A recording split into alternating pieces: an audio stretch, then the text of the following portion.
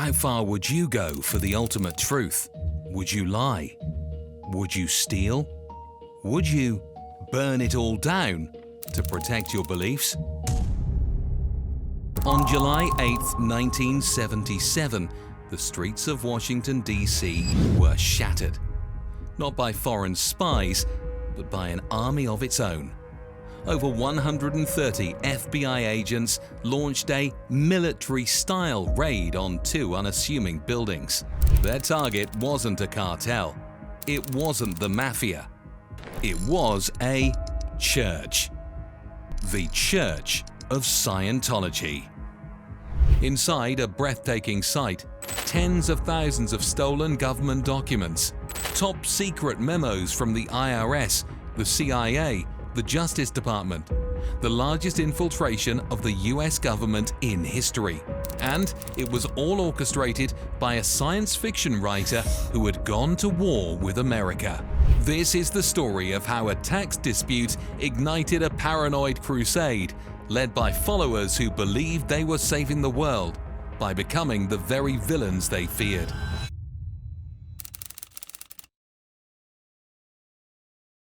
L. Ron Hubbard, Scientology's founder, didn't just see enemies. He built an entire universe of them. His greatest foe? The IRS. They refused his church tax-exempt status, viewing it not as a religion, but a business. Hubbard not as a prophet, but a profiteer. This was an existential threat.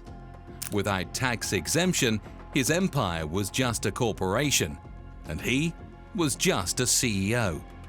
His paranoia was already boiling over from past battles.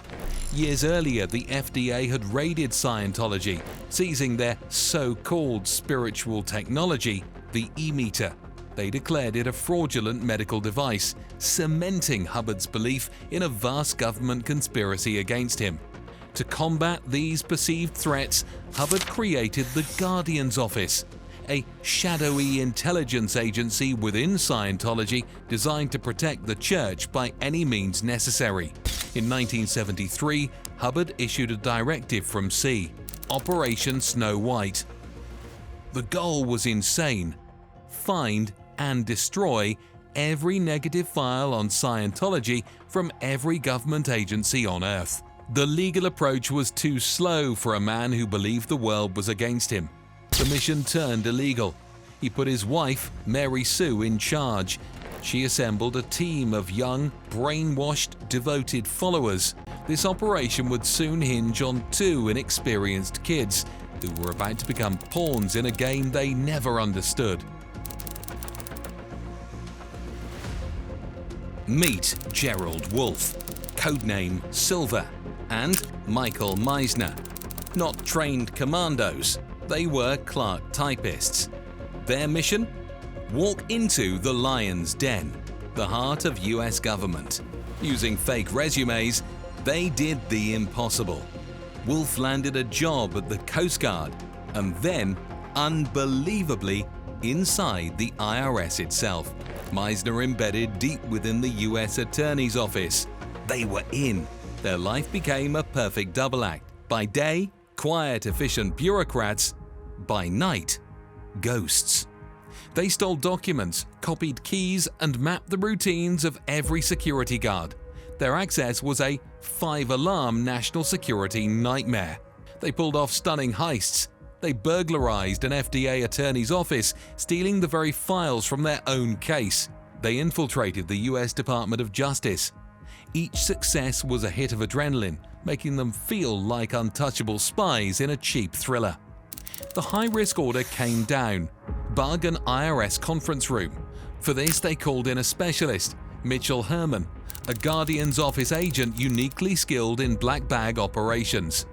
One evening, Herman entered the building, disguised perfectly as a telephone repairman. With Wolfe and Meisner acting as lookouts, he installed a transmitter into an outlet splitter on the wall. The signal was then broadcast to a car parked in the lot near the Smithsonian Museum. For weeks, Scientology agents sat in that car, listening to the IRS's most private, strategic discussions. The officials in that room were utterly oblivious, their secrets spilling directly to the very organization they were investigating. This was their masterpiece, their peak, and, as with all empires built on arrogance, the fall would be catastrophic. Blinded by hubris, Meisner and Wolf made their fateful move. They simply walked into the IRS building's own tax law library. They had gotten away with so much, they thought they were invincible. They signed in at the building's main front desk, but they failed to do so at the front desk of the library itself.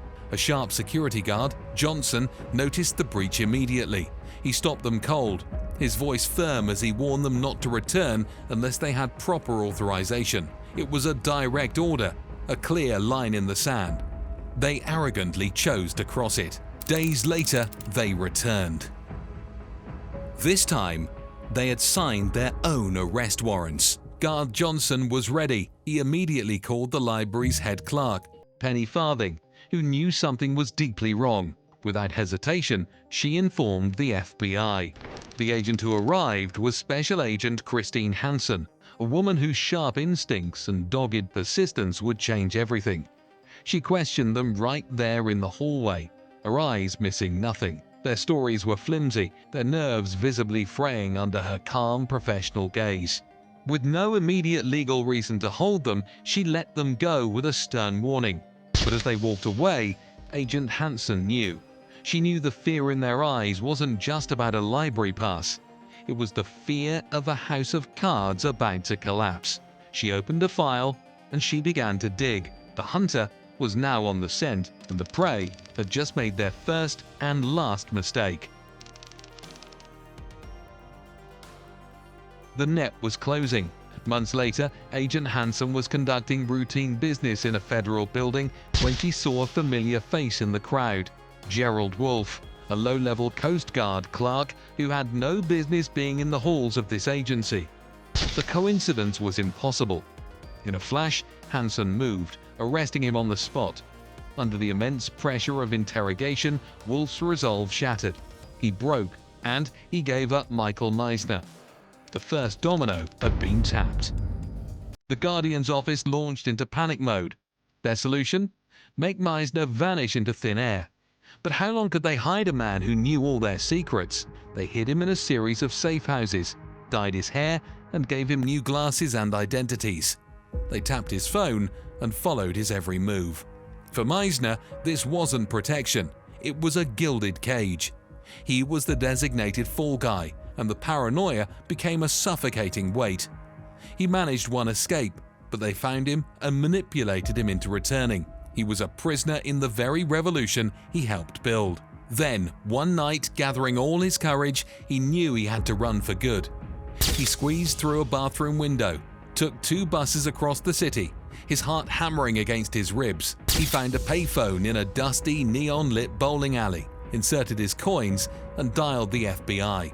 When Agent Fred Berend answered, Meisner's voice was a ghostly whisper, to be taken seriously. He used the only name he knew would get their attention. "My name is Gerald Wolf. I'm involved in Operation Snow White. I'm ready to talk." With Meisner's testimony, the government finally had its smoking gun. The trial that followed was a media spectacle that captivated the nation. Justice, it seemed, would finally be served. In the end, Mary Sue Hubbard and 10 other Guardian office leaders were indicted and convicted for their roles in the conspiracy. Mary Sue received a 5-year sentence. Her lieutenants, Jane Kember and Morris Budlong, each received 4 years. The message was clear. No one was above the law. The US government had won. The villains had been brought to justice. L. Ron Hubbard's empire lay in ruins, his revolution crushed. But there was one problem. The mastermind was missing. L. Ron Hubbard, the man who gave the orders, was nowhere to be found. He never stood trial, he never testified, he never faced a single day in court. While his wife and most loyal followers went to prison, Hubbard abandoned them. He let Mary Sue, the woman who executed his every command, take the full fall for crimes he masterminded. It was the ultimate betrayal, a cowardly escape that left his most devoted followers to rot. Hubbard would later be named as an unindicted co-conspirator, a meaningless designation that meant nothing without a trial. And yet, the final twist is perhaps the most bitter pill to swallow.